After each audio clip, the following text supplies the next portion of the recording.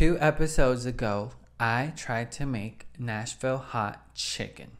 We conducted a gastronomic experiment with frying chicken.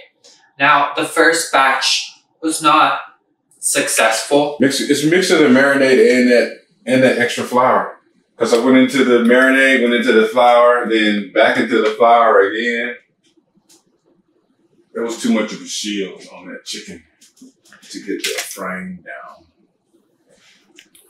And also was not having a rack for that excess marinade to like drip off, and also not having the oil consistently at 350 degrees. So I think it was a mixture of a lot of variables. So it definitely had a lot of variables in why the experiment did not work.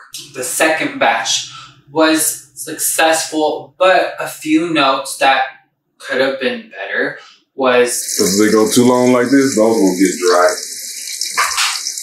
Don't want them dry. And they dried up. The flavor was there, but it's good. I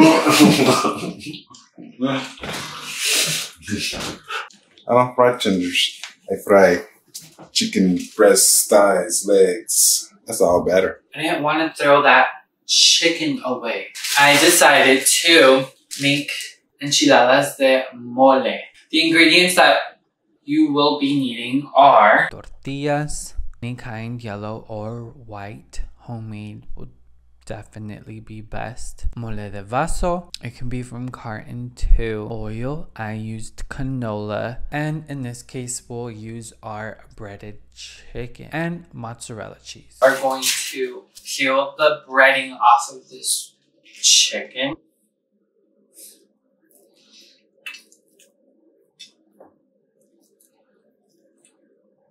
Look how thick this was.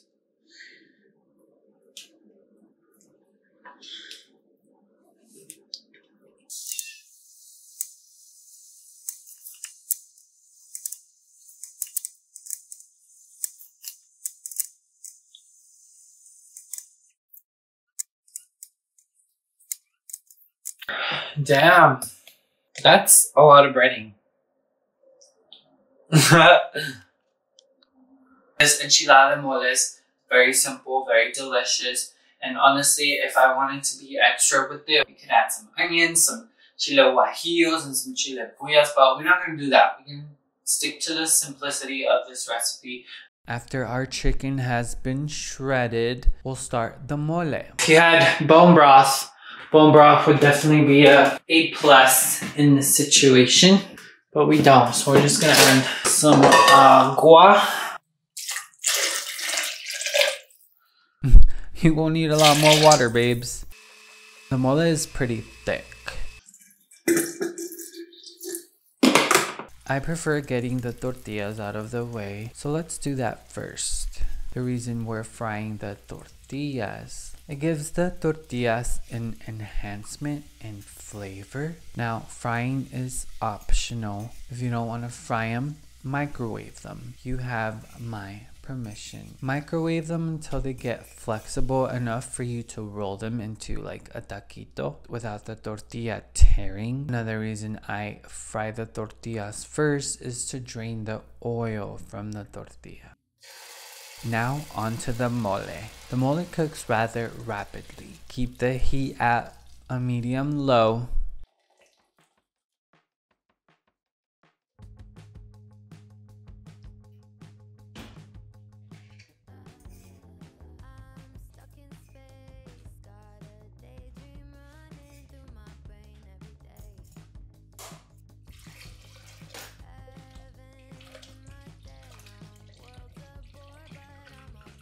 Once it starts bubbling on the surface, it's ready. One thing to note, the mole dries up rather fast, but the cool scientific part of this gemstone, once you notice it drying out, add water and it will become saucy again. It won't be as thick. We'll stir so it doesn't stick to the bottom of the pot.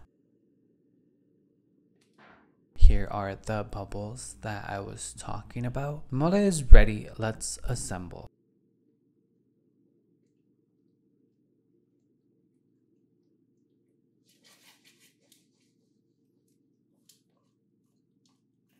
So here I'm noticing the mole getting thick. As I said, we'll simply add agua.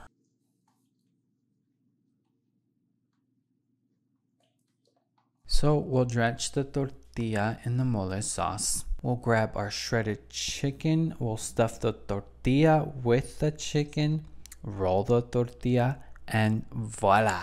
And we'll repeat.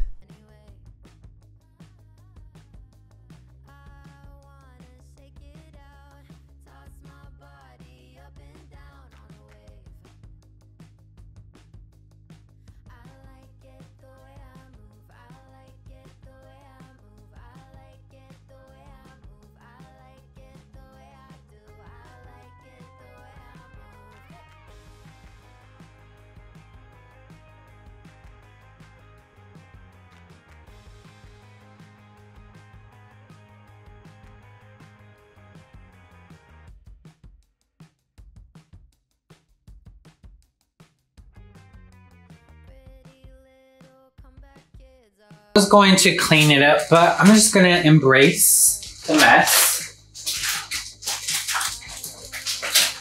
We'll give the enchiladas some sauce.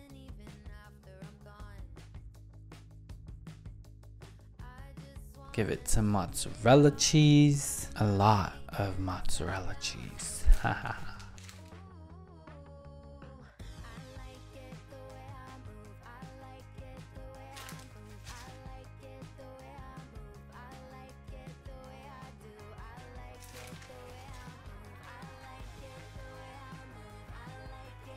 I had enough chicken to make another batch of enchiladas.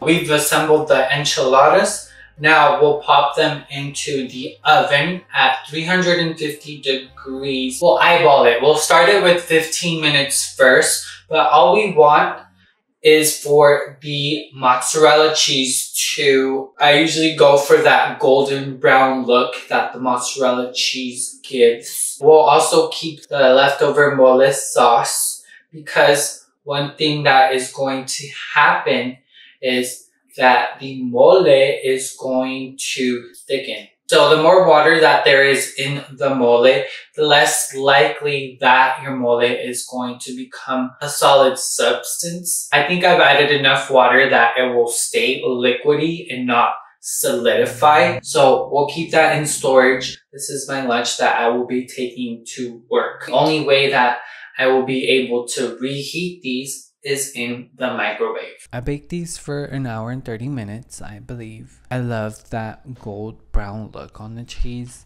In this time frame of an hour and 30 minutes, the sauce is going to dry. So if you have leftover sauce, like I was going for, because you don't want a dry enchilada. So when you go about heating the enchilada up again, most likely in the microwave, you'll have sauce to drizzle over the enchilada and make your enchilada saucy again.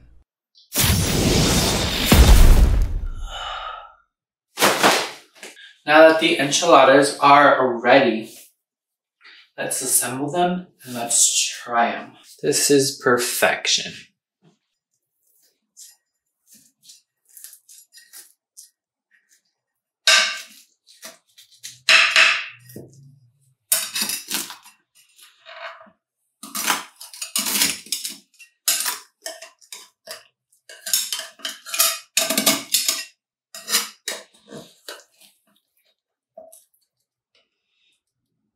Wow. My mole definitely dried up, but good thing we made that extra salsa, that extra mole salsa.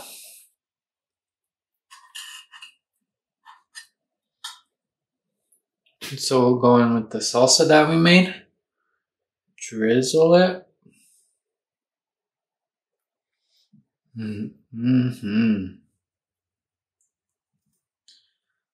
That looks dank.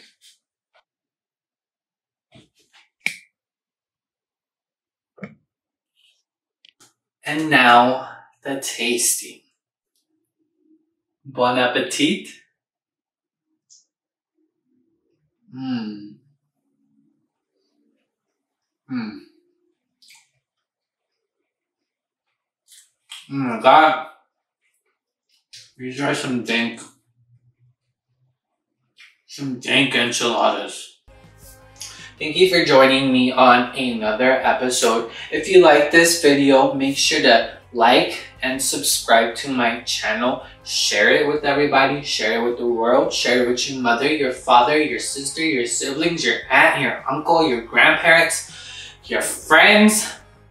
Share it, you know. This batch here that I made, I will refrigerate and leave it for a rainy day, leftovers.